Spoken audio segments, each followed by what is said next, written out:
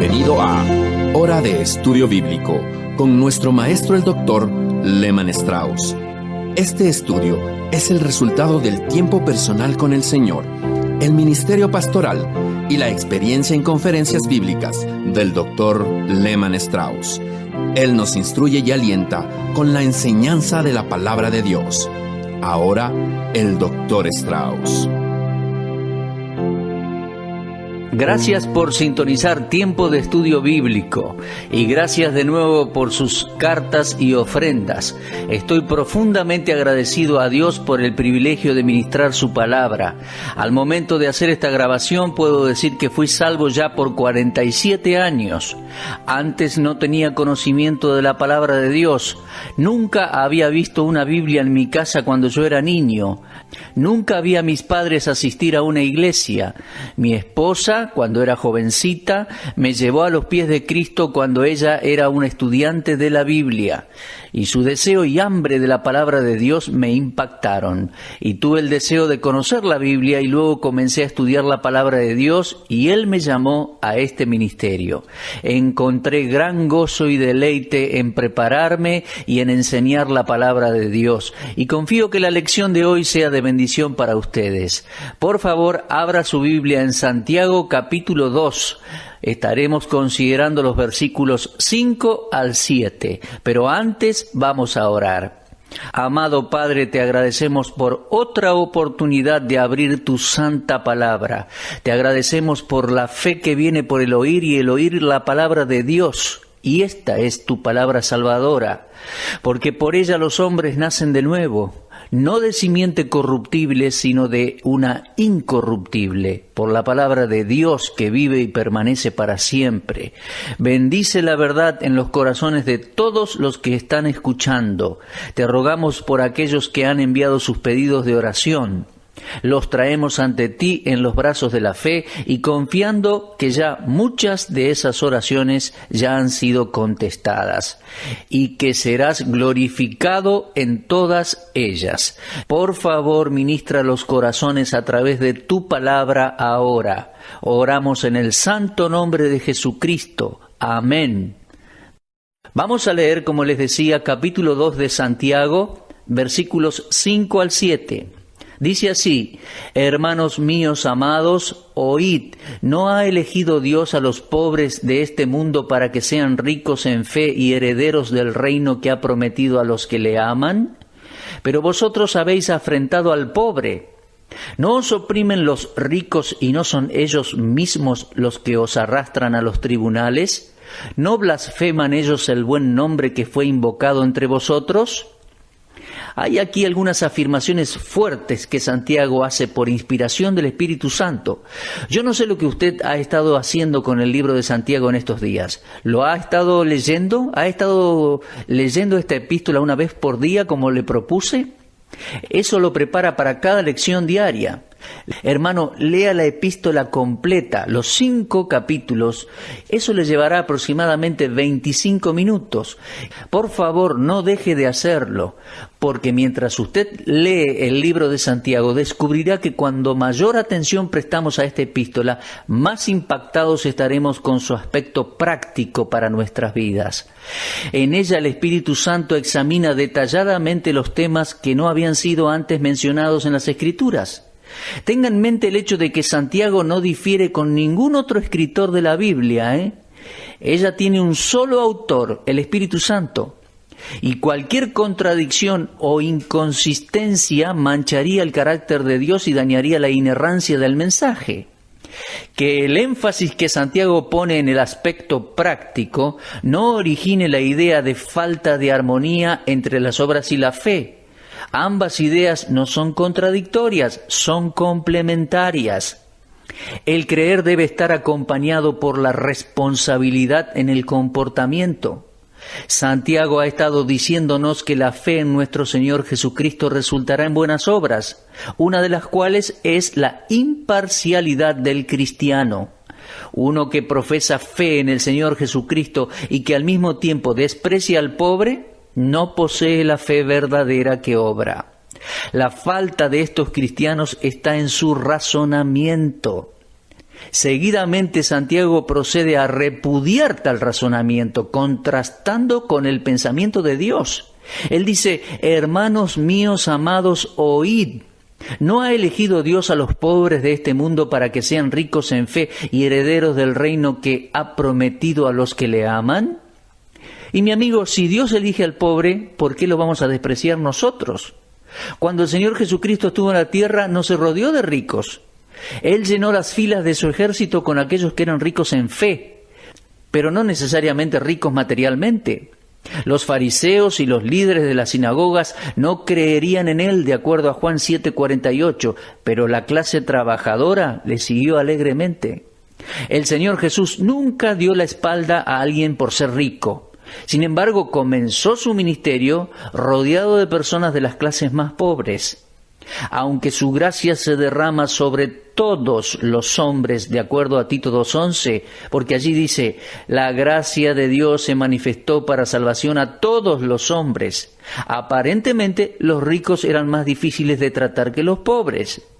Dios no elige a un hombre porque es pobre, atención, porque Dios no otorga premio a la pobreza, sino que elige a ese pobre porque encuentra en algunos pobres una vida útil a pesar de la pobreza. Porque un hombre pobre en lo material no significa que no sea un siervo útil para Dios. Santiago atrae nuestra atención en este asunto y dice: hermanos míos amados, oíd. Presten atención a lo que Dios tiene para decir. ¿Es algo extraño para ustedes que nuestro Señor haya sido pobre en su vida terrenal? Su lugar de nacimiento era prestado. Lucas 9:58 dice: las zorras tienen guaridas y las aves de los cielos nidos, mas el Hijo del Hombre no tiene dónde recostar la cabeza. Eso lo dijo él. Cristo no buscaba ganancia para sí mismo, y cada milagro que hizo nunca fue hecho en forma egoísta para satisfacer su propio interés. Él necesitaba dinero para pagar los impuestos e hizo un milagro para conseguirlo de la boca de un pez. Usted recordará cómo envió a Pedro al mar para arrojar su red allí y conseguir un pescado. Y cuando lo logró, había una moneda en la boca del pescado y el Señor Jesús tomó esa moneda para enseñar una lección objetiva a Pedro. Lo hizo con el objeto de dar a César lo que era del César. Sin duda hay gente rica que no ha elegido tener esa clase de vida. Estoy seguro que es así. La riqueza o pobreza de nuestros padres escapa a nuestro control. Yo no tengo nada que ver con la pobreza de mi padre. Él era pobre. Cuando mis padres murieron no teníamos suficiente dinero ni para el servicio fúnebre. Y después no hubo ni 5 centavos para distribuirlos entre los hijos. Yo digo que la riqueza o pobreza de nuestros padres no está bajo nuestro control. Pero nuestro Señor sí tenía el poder para elegir. Su madre fue elegida entre los pobres. E incluso cuando él murió, su cuerpo fue colocado en una tumba prestada por uno de sus seguidores. Sí, nació en un lugar prestado y fue sepultado en una tumba prestada. En 1 Corintios 1, 26 al 29, encontramos un pasaje importante que tiene relación con este tema. Dice: pues mirad, hermanos, vuestra vocación, que no sois muchos sabios según la carne, ni muchos poderosos, ni muchos nobles, sino que lo necio del mundo escogió Dios para avergonzar a los sabios, y lo débil del mundo escogió Dios para avergonzar a los fuertes, y lo vil del mundo y lo menospreciado escogió Dios, y lo que no es para deshacer lo que es, a fin de que nadie se jacte en su presencia. Aquí está la clase de hombre en cuya vida el Evangelio es más efectivo. Es que Dios no está necesariamente buscando un hombre con habilidades naturales, que es lo que Pablo menciona en la expresión según la carne.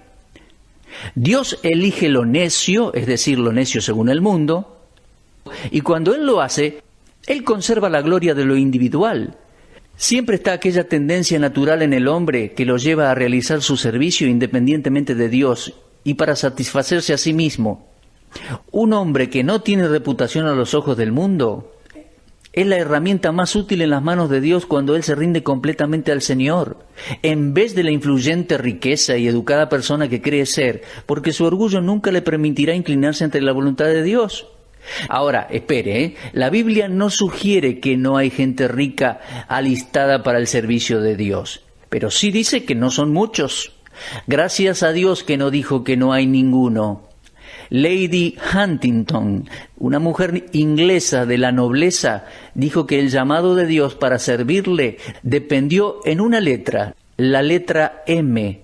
Dios no dijo ningún noble, sino que dijo ni muchos nobles son escogidos. Ella agradeció a Dios que la letra M de muchos estuviera allí y que Dios dijera ni muchos. Mateo pertenecía a esta clase también, Mateo 9:9. En la ciudad de Corinto, como en muchas iglesias hoy, había una tendencia maligna de dar la gloria al hombre. Recordemos que en 1 Corintios capítulo 3 y versículo 3, Pablo trató este problema en la iglesia y dijo, porque aún sois carnales, porque habiendo entre vosotros celos, contiendas y disensiones, ¿no sois carnales y andáis como hombres? Porque diciendo el uno, yo ciertamente soy de Pablo, y el otro, yo soy de Apolos, ¿no sois carnales? Cuando un hombre se gloría en sus propias habilidades y logros, reemplaza a Dios por sí mismo. El mundo basa su progreso en el poder y en el prestigio, pero ningún hombre puede, por su propia reputación entre los hombres, ofrecer solución a los problemas del mundo ni influenciar a otra persona para que conozca a Dios. Tanto la historia como la profecía muestran que la solución final para los males de este mundo descansa en los hombros de los hombres humildes, misericordiosos, pobres en espíritu, pero ricos en fe para Dios y para con nuestro Señor Jesucristo. Un millonario o un filósofo pueden caminar sobre el escenario de los eventos mundiales, jugar su rol, ofrecer su talento, filosofía y al final dejar el mundo en bancarrota espiritual. Envíen a un hombre cualquiera, un hombre pobre y educado, para que camine sobre el escenario de los eventos mundiales y dejen que proclame el Evangelio de Jesucristo con demostración y poder del Espíritu Santo, y muchas vidas serán cambiadas y Dios recibirá la gloria. ¿Alguna vez ha escuchado a algún maestro de ceremonia presentar a un predicador ante una audiencia? Mucho más allá de las plataformas decoradas y de la cortesía corriente, los hombres alaban a otros hombres tan ruidosamente que Dios es relegado al olvido a veces. Esta es una maldición en la vida de la iglesia hoy en día. Causó división en la iglesia de Corinto y continúa haciendo lo mismo ahora. Esta es la razón por la que Dios elige a los pobres de este mundo, pero que poseen la riqueza de la fe. Dios no quiere que el hombre se gloríe a sí mismo. Podemos referirnos a los escribas y fariseos, pero el Señor llama a los publicanos y pecadores, porque a menudo los instrumentos que el mundo considera necios son los que Dios utiliza. Ciertamente son muy pocos los que son ricos materialmente y también son ricos en la fe en el Señor Jesucristo. Porque el hombre con riqueza y poder está en peligro de tomar la piedad como fuente de ganancia, según lo leemos en 1 Timoteo 6:5. Tengo un querido amigo, el doctor Vance Havner, quien ha estado predicando la palabra de Dios por muchos años. Él había sido invitado a predicar en una conferencia y la persona que lo presentó alabó tanto al doctor Havner hasta el cielo. Usted podría haber pensado que esta hermana era lo más grande que había conocido, pero nada se dijo acerca del Señor Jesucristo y la gloria de Dios. Todo fue a favor del doctor Havner, y él era un hombre sencillo. Luego de tan larga y lisonjera presentación, el doctor Havner subió al púlpito y dijo, bueno, después de esta presentación, yo ni siquiera puedo escucharme a mí mismo predicando. Por supuesto que esto era una broma. Él simplemente estaba tirando abajo la lisonja. Hoy existen iglesias que son instituciones llenas de riquezas y muchos de los que asisten a estas iglesias consideran tal poder como piadoso, como verdadera religión. Escuchen amigos, su iglesia o denominación puede ser rica en las cosas de este mundo, pero esa no es una marca de espiritualidad ni de verdad. Tampoco implica que la iglesia está siguiendo la palabra de Dios y haciendo la voluntad de Dios. Para la iglesia o la persona que dice, yo soy rico y no tengo necesidad de nada, lo ha leído en Apocalipsis 3:17. El Señor responde, no sabes que tú eres pobre y miserable. Pero si un hombre que no es rico materialmente, pero sí lo es en la fe hacia el Señor Jesucristo, puede decir con Pablo, como no teniendo nada, pero poseyéndolo todo. 2 Corintios 6:10. ¿Recuerda las palabras del Señor Jesús en Mateo 6:19 al 20? No os hagáis tesoros en la tierra donde la polilla y el orín corrompen y donde ladrones minan y hurtan, sino haceos tesoros en el cielo donde ni la polilla ni el orín corrompen y donde ladrones no minan ni hurtan. Así vemos que las verdaderas riquezas no están depositadas en baúles, sino que se depositan en el cielo. Yo no sé lo que trae el futuro, pero por alguna razón creo que el Señor Jesucristo no regresará en el tiempo de esta generación. Pienso que Norteamérica pasará por uno de los peores desastres económicos, y me parece que mirando el horizonte y las condiciones mundiales, estamos en un retroceso económico y financiero. Y mis amigos, esto separará a los hombres de los niños. Los cristianos que tienen riquezas probarán su espiritualidad en aquel día cuando caiga esta falsa prosperidad. Cualquier hombre que sea pobre en espíritu y que reconoce que no tiene posesiones espirituales, que está vacío espiritualmente, vacío de justicia propia, de confianza propia, es el tipo de persona que Dios utiliza. Ahora, no estoy diciendo que la pobreza financiera sea una virtud. No, lejos está de serlo, pero existe una verdadera virtud en humillarse a sí mismo confesando que no soy nada, que no tengo nada, que no puedo hacer nada. Y que sin Cristo nunca llegaré a hacer algo. Que el rico se acerque a Dios de esta manera y Él salvará y utilizará a tal hombre. Y aún más, Él solo puede usar en su servicio a aquel que es humilde. La gente que ama el dinero más que a Dios perderá todo al final, como le sucedió a cierto hombre rico en la parábola de Lucas 12. Esta es una historia impactante. Lucas 12, 16 al 21. Vamos a leerlo. Dice, también les refirió una parábola diciendo, la heredad de un hombre rico había producido mucho, y él pensaba dentro de sí diciendo, ¿qué haré porque no tengo dónde guardar mis frutos? Y dijo, esto haré, derribaré mis graneros y los edificaré mayores, y allí guardaré todos mis frutos y mis bienes, y diré a mi alma, alma, muchos bienes tienes guardados para muchos años. Repósate, come, bebe, regocíjate. Pero Dios le dijo, necio, esta noche vienen a pedirte tu alma. ¿Y lo que has provisto, de quién será? ¿Mi amigo comprendió esta historia? Esto es todo lo contrario de aquellos que se vuelven a Cristo, poniéndole a Él en primer lugar en sus corazones, y se vuelven generosos para con Dios y los hombres. Otro caso, Zaqueo era rico, pero cuando Cristo entró en su vida dijo, he aquí, Señor, la mitad de mis bienes doy a los pobres, y si en algo he defraudado a alguno, se lo devuelvo cuadruplicado. Lucas 19:8. Zaqueo era rico, pero se volvió pobre en espíritu. Y creo que Santiago le dio la bienvenida como candidato para servir en la Asamblea de Jerusalén. Un líder en la obra de Dios no está dado a las ganancias deshonestas, sino que es hospitalario. Así lo dice la carta de Pablo a Tito, capítulo 1, versículos 7 y 8. Aparentemente en los días de Santiago había hombres ricos que despreciaban a los pobres, los oprimían y los llevaban a juicio. Creo que esto es lo que se sugiere en Santiago 2:6, donde dice, pero vosotros habéis afrentado al pobre.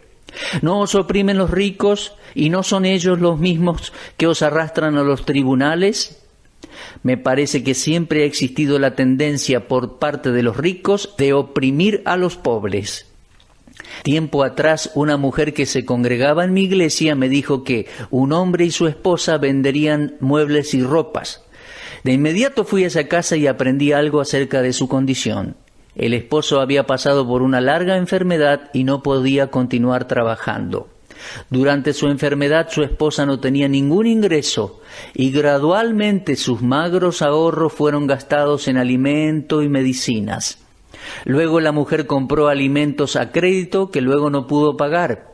Y el dueño del almacén y el dueño de la casa fueron al comisario para pedir que lo arresten. Ambos hombres eran ricos. El dueño de la casa era vicepresidente del banco más grande de la ciudad. Era dueño de varias propiedades y anciano de una iglesia protestante. Estos dos acreedores son como aquellos ricos a los cuales Santiago se refiere en el versículo 6. Y quiero decirles, aún algunos pobres, luego de hacerse ricos, no son mejores que estos opresores. Santiago 2:7 continúa diciendo, ¿no blasfeman ellos el buen nombre que fue invocado sobre vosotros? Sí, lo hicieron. Y nuestro Señor nos cuenta exactamente cómo lo hicieron. Proverbios 14:31 dice, el que oprime al pobre afrenta a su hacedor, mas el que tiene misericordia del pobre lo honra. Es que no existe nada en las Escrituras que apoyen tales acciones y actitudes. Es deshonroso para la enseñanza de Cristo y trae vergüenza a su santo nombre. Pero recuerde ahora que la cuestión ante nosotros no es de favorecer al pobre ignorando al rico. No, tampoco, no. El punto es que cuando un hombre tiene fe verdadera en el Señor Jesucristo, mostrará igual amor y simpatía al rico y al pobre por igual. Cuando nuestro Señor venga a la tierra para establecer su reino, reunirá a todas las naciones ante Él para juzgarlas. Eso tenemos en Mateo 25, 31 al 46. Ese no es el juicio del gran trono blanco en Apocalipsis 20, no, sino el juicio de las naciones cuando Él regrese a Jerusalén. El juicio del gran trono blanco será después del milenio. El juicio de las naciones es antes del milenio. Entonces Cristo les dirá a los que están a su mano derecha, tuve hambre y me diste de comer, tuve sed y me diste de beber, fui forastero y me recogiste, estuve desnudo y me cubriste. No debemos suponer aquí que la salvación de las ovejas será sobre la base de sus buenas obras, pero por sus buenas obras habrán probado que su fe era genuina. Este es el punto. Tan genuino es el amor del Hijo de Dios que ni siquiera está consciente de que está ministrando a su Señor y por eso pregunta, Señor, ¿cuándo te vimos hambriento y te sustentamos o sediento y te dimos de beber? ¿Y cuándo te vimos forastero y te recogimos o desnudo y te cubrimos? ¿O cuándo te vimos enfermo o en la cárcel y vinimos a ti? Y respondiendo el rey les dirá, de cierto os digo que en cuanto lo hicisteis a uno de estos mis hermanos más pequeños, a mí lo hicisteis. Por favor, observe cómo nuestro Señor Jesús reconoce todo lo que hacemos para otros en su nombre, como si lo hiciéramos para Él mismo. En Mateo 10:42, Él dijo, y cualquiera que dé a alguno de estos pequeñitos un vaso de agua fría solamente, por cuanto es discípulo, de cierto os digo que no perderá su recompensa. Ahora, regresando a Mateo 25, Cristo ahora habla a aquellos que están a su izquierda y dice, apartaos de mí, malditos al fuego eterno preparado para el diablo y sus ángeles. Porque tuve hambre y no me diste de comer, tuve sed y no me diste de beber, fui forastero y no me recogiste, estuve desnudo y no me cubriste, enfermo y en la cárcel y no me visitaste. Ahora, no debemos interpretar aquí que estos fueron condenados simplemente porque no hicieron buenas obras, pero rehusándose a hacer lo bueno, ellos mostraron su falta de fe. De la misma manera que Santiago nos mostrará luego en este capítulo que la fe sin obras está muerta. Finalmente, en aquel relato, los acusados defendieron su causa sobre la base de la ignorancia, diciendo, Señor, ¿cuándo te vimos hambriento, sediento, forastero, desnudo, enfermo en la cárcel y no te servimos? Y para su completo desmayo y desesperanza, ellos escucharon a Cristo decir, de cierto os digo que en cuanto no lo hicisteis a uno de estos más pequeños, tampoco a mí me lo hicisteis. De modo que así vemos que cuando se falla en ser misericordioso con los pobres, se desprecia al Señor de la gloria, el cual se hizo pobre para que los pobres pecadores perdidos puedan recibir la bendición del cielo y la vida eterna. Ahora, la lección en estos versículos encuentra su aplicación en cada hijo de Dios, comenzando conmigo mismo, por supuesto. Están todos aquellos alrededor nuestro que necesitan el amor y el cuidado de Cristo. Y la herencia de la iglesia es mucho más grande que aquella prometida en el juicio de las naciones allí en Mateo cuando Cristo venga en gloria. Cualquier falta de amor de parte de nosotros los cristianos significará la pérdida de la recompensa en el tribunal de Cristo allá en el cielo. Hay un principio en Santiago 2:7 que tiene una relación íntima con lo que el Señor Jesús enseñó en Mateo 25. Es el principio de la caridad, del amor hacia cada ser humano. Cuando un cristiano profesante no es generoso con los demás, Desprecia el nombre de Jesucristo, el cual ama a todos los hombres. Bien, nuestro tiempo ha terminado por hoy. Nos encontraremos en la misma frecuencia radial y a la misma hora de siempre para continuar con nuestro estudio en el libro de Santiago, capítulo 2. Oremos para terminar en esta oportunidad.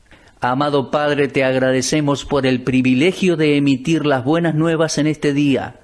Pon el peso en el corazón de muchos para orar por este ministerio y para escribirnos, para que este ministerio sea sostenido para tu gloria y alabanza. Gracias, Señor, en el nombre santo de Jesús. Amén. Usted estuvo escuchando Hora de Estudio Bíblico con el maestro el doctor Lehman Strauss.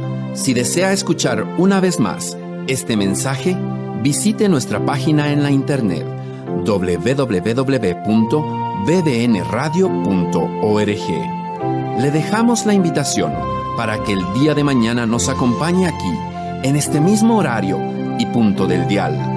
Hora de Estudio Bíblico es una producción de BBN.